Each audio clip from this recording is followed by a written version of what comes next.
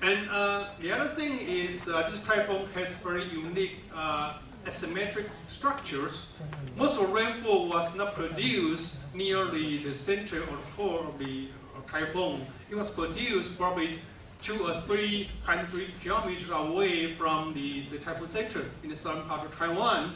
This is the one example shown here. Probably you can see Taiwan is over here, and we had, at this time we have 3 typhoons: Typhoon Goni, Typhoon Morakot, and Typhoon Etao here. And for this guy here, that was the biggest one. You see the huge rain band to the south of the typhoon center here. And you take a look at the cloud stack pictures. This is the track of the cloud stack, and this is the cross section along this path. And you see the convection was quite deep, exceeding 15 kilometers, reaching almost 20 kilometers, and it covered a huge area all the way from Taiwan to Philippines. So it was a very large scale structure. Another picture here showing you here, the Taiwan is around here, but then this a rain band or cloud area is much larger than the typhoon's main core. Actually, at this time, typhoon's here, but the convection is to the south. And this figure produced by Tai Chi Chen clearly indicate the asymmetric pattern. This the center of typhoon is around here, but very little convection. And then the strong convection is was actually located to the south of Taiwan.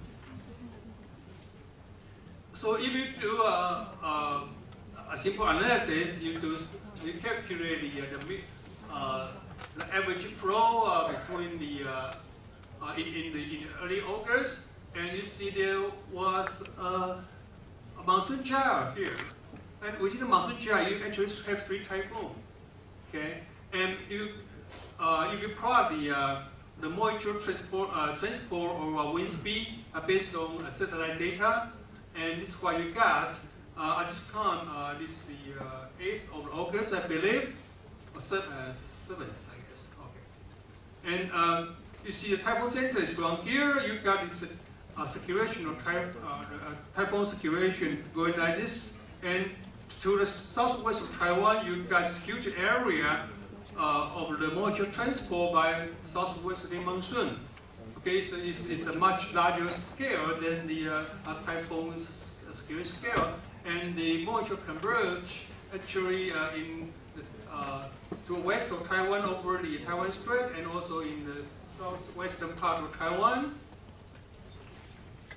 So we have to consider the background flow, a large scale background flow. And again, I plot out the daily 850 millibar flow from 25th to the sometime after August. So by 28th of July, you see the development of this huge trough here.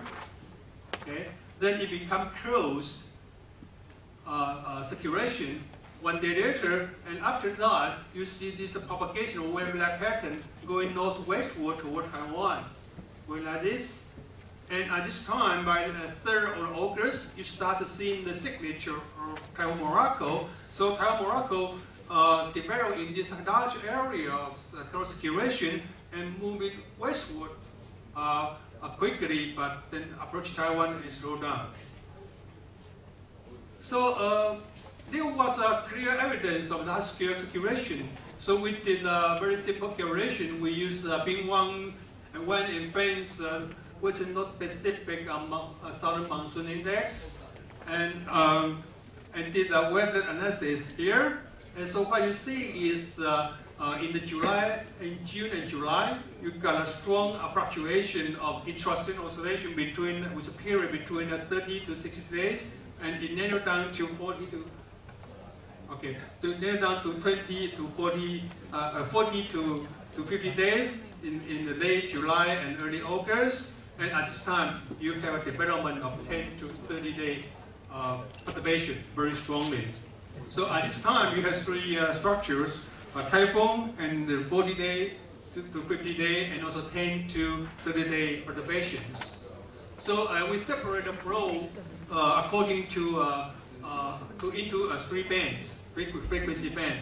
And this is the total field here. You see the moving, the northwestward moving of monsoon trough, but if I need to compose into 3 components, here you see the Typhoon Morakot later, I guess, yeah, you see that here, and it moved toward Taiwan.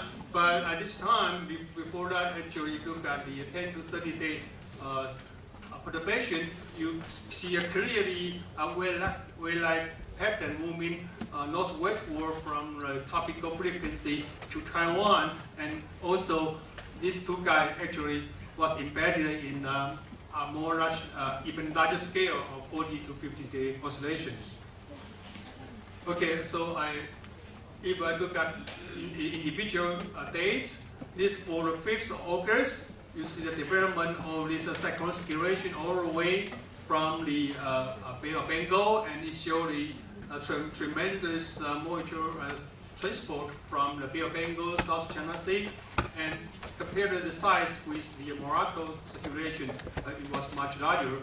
And by the day of 8th of August, you see the 10 to 30 day circulation, and Morakot is very small one. Here, again, it transport a huge amount of moisture to Taiwan area, like 10 to 30 day circulation. So, and these features, the 3 features, the coincidence of 3 features was actually very similar to one of our previous study by Huang-Hsiung, and in this area, we tend to have we call it 7 to 30 day wave that used to be that tend to associate with the tropical cyclone and moving this way, and also most of these tropical cyclone actually was recurring ones, and this showed a pattern actually more active or better organized during the westerly phase of intraoceanic oscillation in Western North Pacific. Okay, and how about it even small scale? You got these three things coupled together, and you still need something to produce a huge rainfall. So I show you here is again the rainfall distribution over each stations. So you see this purple one here. That was that were the station that having precipitation larger than 2,000 millimeters. Okay. So if we call a cross section here, and okay, then we look at the moisture flux and conversion supplied by a YOTC 25 kilometers.